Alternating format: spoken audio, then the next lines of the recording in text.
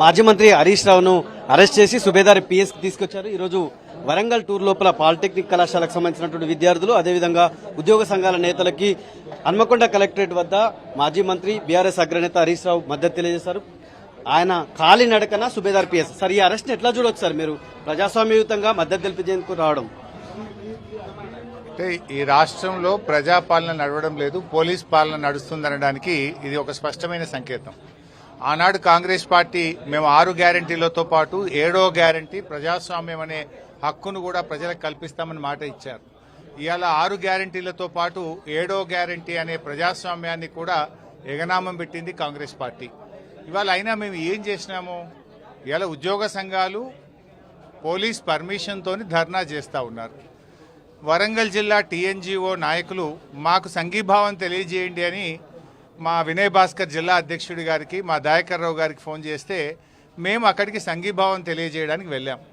ఆ ఉద్యోగ సంఘాలకు సంఘీభావం తెలియజేసి మేము కారెక్కేటువంటి ప్రయత్నం చేస్తుంటే పోలీసులు అకారణంగా మిమ్మల్ని అరెస్ట్ చేస్తున్నాము, మీరు సుబేదారి పోలీస్ స్టేషన్కు రావాల్సిందే అని అక్కడి నుంచి నడిపించుకుంటూ ఈ పోలీస్ స్టేషన్కు తీసుకొచ్చారు. నేను అడుగుతా ఉన్నా, ఇవాళ ప్రజాస్వామ్యంలో ప్రశ్నించే హక్కు ఉండకూడదా? రేవంత్ రెడ్డి గారు అసలు నీ పాలనలో ఇవాళ ప్రజలకు రక్షణ లేకుండా పోయింది. ప్రజాస్వామ్యం అనేది మంటగలిచిపోయినటువంటి పరిస్థితి ఏర్పడ్డది.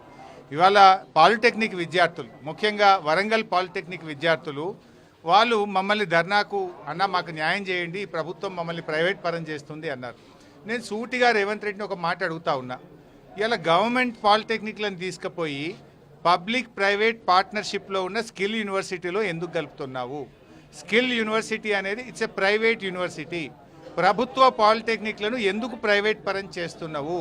ఇవాళ రేవంత్ రెడ్డి వచ్చినప్పటి నుంచి కూడా విద్యా వ్యవస్థను భ్రష్టు పట్టిస్తూ ఉన్నావు. అసలు ఈ రాష్ట్రానికి నువ్వు విద్యాశాఖ మంత్రిగా ఉండడం ఇవాళ విద్యార్థుల పాలిట శనిలాగా తయారైనవు. ఇది ఒక పెద్ద దరిద్రంగా తయారైపోయింది. ఎందుకంటున్నామంటే నువ్వు వచ్చిన తర్వాత ప్రతిరోజు గురుకుల పాఠశాలల్లో ఏదో ఒక రాష్ట్రంలో ఏదో ఒక గురుకులంలో ఫుడ్ పాయిజన్తో ప్రజలు బాధపడతా ఉన్నారు. ఇవాళ రాష్ట్రంలో విద్యార్థులంతా రోడ్ల మీదకి రావాల్సిన పరిస్థితి వచ్చింది. 1,00,000 మంది పిల్లలు, పాలిటెక్నిక్ పిల్లలు ఇవాళ రోడ్ల మీదకి వచ్చి మమ్మల్ని ప్రైవేట్ పరం చేయొద్దు, పాలిటెక్నిక్లను యథావిధిగా కొనసాగించాలి, జీవో 97 రద్దు చేయాలని చెప్పి పిల్లలు రోడ్ల మీదకి వచ్చినారు.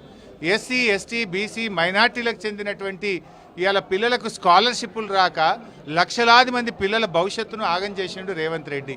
ఇటు ఫీజు రియంబర్స్మెంట్ ఇవ్వవు, ఇటు పాలిటెక్నిక్లను ప్రైవేట్ పరం చేస్తా అంటావు. ఇవాళ నువ్వు ఏంది, నువ్వు పిల్లల కోసం చేసింది ఏంది? గురుకుల పాఠశాలలను ఆగం చేసినావు. ఇవాళ 27,000 ఉన్న ప్రభుత్వ పాఠశాలల్ని 4,000కు తగ్గిస్తా అంటుండు రేవంత్ రెడ్డి. అంటే గవర్నమెంట్ స్కూళ్ళను కూడా మూసేస్తా అంటుండు. ఇలా ఈ మధ్య ఎక్కడో రేవంత్ రెడ్డి మాట్లాడుతూ ఇంజనీరింగ్ చదవడం అనేటువంటిది వేస్ట్ అండ్ క్రిమినల్ వేస్ట్ అని రేవంత్ రెడ్డి మాట్లాడిండు. నాకు నిన్న కొంతమంది పిల్లలు కలిసి చెప్తున్నారు, ఈ రాష్ట్రానికి రేవంత్ రెడ్డి ముఖ్యమంత్రి కావడం అనేటువంటిది మోర్ క్రిమినల్ వేస్ట్ సార్ అని చెప్పి ఇలా పిల్లలు చెప్తా ఉన్నారు. ఇలా నువ్వు ముఖ్యమంత్రిగా ఈ రాష్ట్రాన్ని మొత్తం రోడ్ల మీద తెచ్చినావు. విద్యార్థులు రోడ్ల మీద, నిరుద్యోగులు రోడ్ల మీద, ఉద్యోగులు రోడ్ల మీద, రైతులు రోడ్ల మీద, అందరినీ రోడ్ల మీదకి తెచ్చి ఇవాళ తెలంగాణ ప్రజల్ని ఆగం చేసినటువంటి పరిస్థితి రేవంత్ రెడ్డిది. ఇవాళ ఈ అరెస్ట్ ఏదైతే ఉందో ఎందుకు చేశారో చెప్పాలి. మేము ఇవాళ రోడ్డుకు ట్రాఫిక్ ఇబ్బంది లేకుండా ఉద్యోగ సంఘాలు పోలీస్ పర్మిషన్తో ధర్నా చేస్తున్నారు. ఆ ధర్నాకు సంఘీభావం తెలియజేయడం తప్ప, ఆ ధర్నాకు మద్దతు తెలియజేయడం తప్ప, నువ్వే అనుమతి ఇచ్చినావు కదా. ధర్నాకు మద్దతు తెలిపి బయటకు రాగానే ఇలా మమ్మల్ని అరెస్ట్ చేసినారు. సార్, 1,00,000 మంది విద్యార్థులకు సంబంధించినటువంటి డిమాండ్ సార్. వాళ్ళు ఆశగా నైతిక మద్దతు కోసం మీకోసం ఎదురు చూశారు. ఈరోజు టీసీలు తీసుకొని పాలిటెక్నిక్ విద్యార్థులు కళాశాల నుంచి బయటకు వెళ్లాల్సినటువంటి పరిస్థితి ఎట్లా సార్? దీన్ని ఎట్లా చూడొచ్చు? ఇలా రేవంత్ రెడ్డి ప్రభుత్వం నిద్రపోతున్నది. వీళ్ళు ఎందుకు టీసీలు తీసుకున్నారు? ఇక మా పిల్లలు స్కిల్ యూనివర్సిటీలో ఈ పాలిటెక్నిక్ కలిస్తే మా పిల్లలకు భవిష్యత్తు లేదు, మా పిల్లలకు ఉద్యోగాలు రావు, మా పిల్లలకు ఉన్నత విద్యా అవకాశాలు ఉండయి అని చెప్పి తల్లిదండ్రులు నిర్ణయానికి వచ్చి పాలిటెక్నిక్ కాలేజ్ నుంచి టీసీలు తీసుకొని వెళ్ళిపోతుండ్రు. ఈ పాలిటెక్నిక్ విద్య మాకొద్దు, రేవంత్ రెడ్డి ప్రభుత్వ పాలిటెక్నిక్ను తీసుకుపోయి ప్రైవేట్ పరం చేస్తుండు, మా పిల్లల భవిష్యత్ ఆగమవుతుందని వరంగల్ పాలిటెక్నిక్లో ఈరోజు ఇద్దరు తల్లిదండ్రులు టీసీలు తీసుకొని వెళ్ళిపోయినారు. పిల్లలతో పాటు హాస్టల్ ఖాళీ చేయించి టీసీ తీసుకొని ఇవాళ వాళ్ళు పాలిటెక్నిక్ నుంచి తీసుకుపోయి పిల్లల్ని ఇంటర్మీడియట్లో ఇంకో చదువు చదివించుకుంటాము, మా పిల్లల భవిష్యత్తుతో రేవంత్ రెడ్డి చెలగాట మాడుతున్నాడని చెప్పి వెళ్ళిపోయినారు. ఇవాళ ఆ పిల్లల్ని గేట్లకు తాళమేసిండ్రు. గవర్నమెంట్ వరంగల్ పాలిటెక్నిక్ గేట్లకు తాళమేసి, హాస్టళ్లకు తాళమేసి, పిల్లలు క్లాస్ రూమ్ల నుంచి బయటకు రావద్దని పిల్లల్ని భయభ్రాంతులకు గురి చేస్తున్నటువంటి పరిస్థితి. ఇదేనా ప్రజాస్వామ్యం? పిల్లలకు కనీసం వాళ్ళు స్వేచ్ఛగా చెప్పుకునే పరిస్థితి కూడా ఉండదా? 10 మంది టీసీ తీసుకుంటారు. 10 మంది ఇప్పుడు లేటెస్ట్ ఇప్పుడు మా వినయ్ భాస్కర్ గారు చెప్తున్నారు, ఈ రోజుకు 10 మంది ఇవాళ వరంగల్ పాలిటెక్నిక్ లో 10 మంది టీసీ తీసుకున్నారంటే రాష్ట్ర వ్యాప్తంగా ఎంతమంది టీసీ తీసుకున్నట్టు, ఎంతమంది పిల్లల భవిష్యత్తు ఇవాళ చెడిపోతుంది?